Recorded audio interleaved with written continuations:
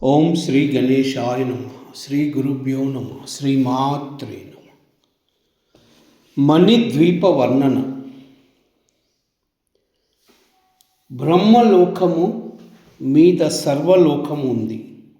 అదే మణిద్వీపము. అదిగో అక్కడే జగదంబ ఉంటుంది. ఆమె దాన్ని నిర్మించింది. కైలాసము కంటే, వైకుంఠము కంటే, గోలోకము కంటే ఉత్తమమైనది మణిద్వీపం. సర్వలోక శ్రేష్టమైంది కనుకనే దాన్ని సర్వలోకమన్నారు. లోకానికి గొడుగులా ఉంటుందది. మణిద్వీపము చుట్టూ ఎంతో విశాలమైన అమృత సముద్రము ఉంది. కెరటాలతో మనోహరముగా ఉంటుంది. గాలి వేస్తూ అమృత సముద్రము, రత్నాల ఇసుక, రత్నాల చేపలు, రత్నాల శంఖాలు అందముగా ఉంటాయి. అందులో రంగురంగుల జెండాలతో ఓడలు తిరుగుతూ ఉంటాయి. ఒడ్డున రత్నాల చెట్లు గొప్పగా అగుపిస్తాయి.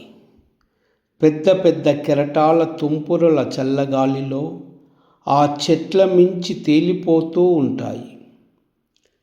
అమృత సముద్రము, మణిద్వీపము. సముద్రము తరువాత ఆకాశాన్ని అంటుతున్న ఇనుప ప్రాకారం ఉంటుంది. దాని విస్తీర్ణము 7 యోజనాలు. రకరకాల ఆయుధాలతో రక్షక భటులు అక్కడ ఉంటారు. వివిధ యుద్ధాలలో అరిందాలు వాళ్ళు. అంతటా ఆనందమే అక్కడ. ఆ ప్రాకారానికి 4 ద్వారాలు ఉన్నాయి. 4 ద్వారాలకి 4 ద్వారపాలకులు ఉంటారు. ప్రాకారములో దేవీ భక్తులు ఉంటారు. దేవీ దర్శనం కోసము వచ్చే దేవతలు, వాహనాలు, విమానాలు సందడిగా ఉంటాయి. గుర్రాల సకిలింపులు, భటుల గద్దింపులు కోలాహలముగా ఉంటాయి. లోపల అక్కడక్కడ మంచినీళ్ళ కోనేళ్ళు ఉంటాయి. రత్నాల చెట్ల ఉద్యానవనాలు ఉంటాయి. ఇనుప ప్రాకారం తరువాత కంచు ప్రాకారం ఉంది. ఇనుప ప్రాకారము కంటే ఇది పెద్దది. విస్తీర్ణములో 100 రెట్లు అధికం. గోపుర ద్వారాలతో, రత్న వృక్షాలతో రమణీయముగా ఉంటుందది. అన్ని జాతుల వృక్షాలు ఔపిస్తాయి అక్కడ. అన్ని రకాల పువ్వులు అగుపిస్తాయి. కోయిలలు కూస్తూ ఉంటాయి. తుమ్మెదలు పాడుతూ ఉంటాయి. చిలుకలు పలుకుతూ ఉంటాయి. నెమళ్ళు ఆడుతూ ఉంటాయి. వాసనలు గమ్ముమంటూ ఉంటాయి. లేళ్ళు పరిగెడుతూ ఉంటాయి. కంచు ప్రాకారము తర్వాత రాగి ప్రాకారం ఉంది. నలు చదరంగంగా 7 యోజనాల ఎత్తుంది. కంచు, రాగి ప్రాకాల మధ్య కల్పవృక్షాల తోట ఉంటుంది. కల్పవృక్షాల పువ్వులు బంగారములాగా మెరుస్తూ ఉంటాయి. ఆకులు అలాగే ఉంటాయి. పళ్ళు రత్నాలలా ఉంటాయి. 10 యోజనాలు పరిమళిస్తుంది కల్పవనం. ఎప్పుడూ వసంతమే అక్కడ. పూల సింహాసనం మీద మురిసిపోతూ ఉంటాడు వసంతుడు. అతడి భార్యలు మధుశ్రీ, మాధవశ్రీ పూల గుత్తులతో ఆటలాడుతారు. గంధర్వ దంపతులు గానం చేస్తారక్కడ. రాగి ప్రాకారం తర్వాత సీస ప్రాకారం ఉంటుంది. దాని ఎత్తు 7 యోజనాలు. రాగి సీస ప్రాకారాల మధ్య సంతాన వృక్షాల ఉపవనము ఉంటుంది. దాని పువ్వులు 10 యోజనాలు పరిమళిస్తాయి. బంగారములాగా ఉంటాయి పువ్వులు, ఎప్పుడూ పూస్తూ అమృతంలా ఉంటాయి. ఆరమొగ్గిన పళ్ళు. గ్రీష్ముడు సంతాన వనస్వామి, శుకశ్రీ, శుచిశ్రీ అతడి భార్యలు. సిద్ధులు, దేవతలు సంతానవనములో మూల మూలల నివసిస్తారు. మంచి మంచి పూలు పెట్టుకొని, మంచి గంధము రాసుకొని, విసర కర్రలతో వీసుకుంటూ అక్కడ విహరిస్తారు అందగత్యలు. సీస ప్రాకారము తర్వాత ఇత్తడి ప్రాకారం ఉంటుంది. దాని పొడవు 7 యోజనాలు. సీస ప్రాకారానికి ఇత్తడి ప్రాకారానికి నడుమ మలయ చందన వనము ఉంటుంది. వర్షుడు దాని స్వామి. మేఘ కవచముతోనూ, పింగళ నేత్రాలతోనూ, ఉరుముల ధ్వనులతోనూ, ఇంద్రధనస్సుతోనూ, 1000 జలధారలతోనూ అపూర్వముగా ఉంటాడు అతడు. నభశ్రీ, నభస్యశ్రీ, రస్యమాలిని, అంబాధుల, నిరత్ని, అభ్రంతి, మేఘయంతిక, వర్షయంతి, చూపినిక, వారిధార, సమ్మత, ఈ 12 అతడి భార్యలు. నదీ నదాలు వడిగా ప్రవహిస్తాయి అక్కడ. వాపి, కూప, తటాకాలు నిర్మించిన వారు భార్యలతో అక్కడ నివసిస్తారు. రాగచిత్తుల కలుష హృదయాల్లాంటి సరోవరాలు ఉంటాయి అక్కడ. దేవతలు, దేవీ యజ్ఞ నిరతులు నివసించే పట్నులు ఉంటాయి అక్కడ. ఇత్తడి ప్రాకారం తర్వాత పంచలోహాల ప్రాకారం ఉంటుంది. దాని పొడవును 7 యోజనాలు. దీని లోపల మందార వనము ఉంది. శరత్తుడు దీని స్వామి. ఇషులక్ష్మి, ఊర్జలక్ష్మి అతడి భార్యలు. భార్యలతో సిద్ధులు అక్కడ విహరిస్తారు. పంచలోహార ప్రాకారము తర్వాత వెండి ప్రాకారం ఉంటుంది. దీని పొడవు కూడా 7 యోజనాలు. దీని మధ్య పారిజాత వనము ఉంటుంది.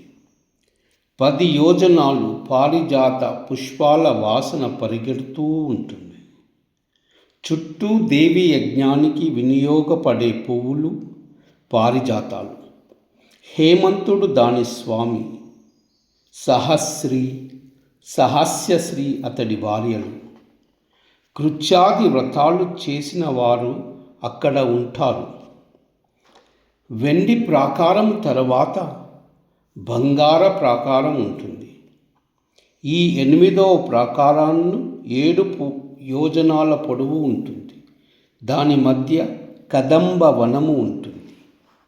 1000 ధారలతో కదంబ మధ్యము స్రవిస్తూ ఉంటుంది. అది తాగితే ఆనందమే ఆనందం. శిశిరుడు దాని స్వామి. తపశ్రీ, తపస్యశ్రీ అతడి భార్యలు. గోదానాలు, భూదానాలు చేసిన వారు అక్కడ ఉంటారు. బంగారము ప్రాకారం తర్వాత కుంకుమ వర్ణ పుష్యరాగమణి ప్రాకారం ఉంటుంది. దాని పొడవు 7 యోజనాలు. అక్కడి నేల, వనాలు, చెట్లు, చేమలు అన్నీ పుష్పరాగమణిలాగానే ఉంటాయి. సరోవరాలు, మండపాలు అవి పుష్పరాగముతోనే తయారు అవుతాయి. దిక్పాలకులు అక్కడ ఉంటారు. మణిద్వీపము తూర్పున అమరావతి ఉంది. స్వర్గము కంటే అందమైనది. దేవసేనతో దేవేంద్రుడు వజ్రాయుధము పట్టుకొని అమరావతిలో నివసిస్తాడు. ఐరావతము అతడి వాహనము. దేవాంగనలతో సచీదేవి కూడా అక్కడ ఉంటుంది. అలాగే ఆగ్నేయము వన్నిపురము ఉంది. తేజోవతి అగ్నిహోత్రములా వెలిగిపోతుంటుంది. స్వాహ స్వధతో అగ్నిదేవుడు అక్కడ ఉంటాడు. దక్షిణము వైపు సంయమనపురం ఉంది. చిత్రగుప్తుడు మొదలైన మంత్రులతో కొలువు తీర్చి యమధర్మరాజు ఉంటాడు అక్కడ. దండము అతడి ఆయుధము, ఎనుబోతు వాహనము. భార్య శ్యామల నైరుతి దిక్కున కృష్ణాపురం ఉంది. నైరుతి నివాసము అతడి భార్య దీర్ఘాదేవి. వాహనము నరుడు, సేన రాక్షసులు, ఆయుధము కుంతము. పడమట వరుణపురము ఉంది. శ్రద్ధావతి ఉంది. వరుణుడు అక్కడ ఉంటాడు. అతడి భార్య శ్యామలాదేవి. వాహనము మొసలి, ఆయుధము పాశాలు. వాయవ్య కోణములో వాయులోకము గంధవతి నగరము ఉంది. ప్రాణాయామం చేసిన సిద్ధియోగులతో వాయుదేవుడు అక్కడ ఉంటాడు. అంజన అతడి భార్య. లేడీ వాహనము, ధ్వజము ఆయుధము. మరుద్గణము సైన్యము. ఉత్తరం వైపు అలకా పట్టణము ఉంది. యక్షలోకమది. బుద్ధి వృద్ధి శక్తులతో కుబేరుడు ఉంటాడు అక్కడ. నవనిధులు ఉంటాయి అతడి దగ్గర. మణిభద్రుడు, పూర్ణభద్రుడు, మణిమంతుడు, మణికందరుడు, మణిభూషణుడు, మణిమాలి, మణిధనుర్ధరుడు మొదలైన వారు అతడి సేనానాయకులు. చిత్రరేఖ భార్య. గుర్రము వాహనము, ఖడ్గము ఆయుధము. ఈశాన్య కోణంలో రుద్రలోకం ఉంటుంది. రుద్రుడు నివసిస్తాడక్కడ. త్రిశూలధారులైన రుద్రులు ఇతడికి సైన్యము. వీరి మొహాలు అగ్ని కురుస్తూ ఉంటాయి. వాళ్ళలో కొందరికి 10 చేతులు, కొందరికి 100 1000 చేతులున్నాయి. 10 పాదాల వారు, 10 తలల వారు ఉన్నారు రుద్రసేనలు. అందరివి 3 కళ్ళు. కోట్లు కోట్లు రుద్రాణులు, భద్రకాళికలు, మాతృకలు రుద్రుడి దగ్గర ఉంటారు. వీరభద్రుడు మొదలైన వారతన్ని సేవిస్తారు. అతడి మెడలో పుర్రెల పేరు ఉంటుంది. చేతికి పాముల కడియాలు, పామే జందెము, పులితోరు వస్త్రము, ఏనుగు తోలు ఓని, ఒంటి నిండా విభూతి. ప్రథమ గణము పరివారము. అతడి డమరుకము మోగితే దిక్కులు దిమ్మెత్తిపోతాయి. అతడు అట్టహాసము చేస్తే ఆకాశము అడలిపోతుంది.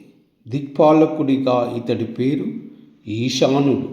ఇతడి వాహనం వృషభము, ఆయుధము త్రిశూలము. భార్య పార్వతి. సర్వమంగళ.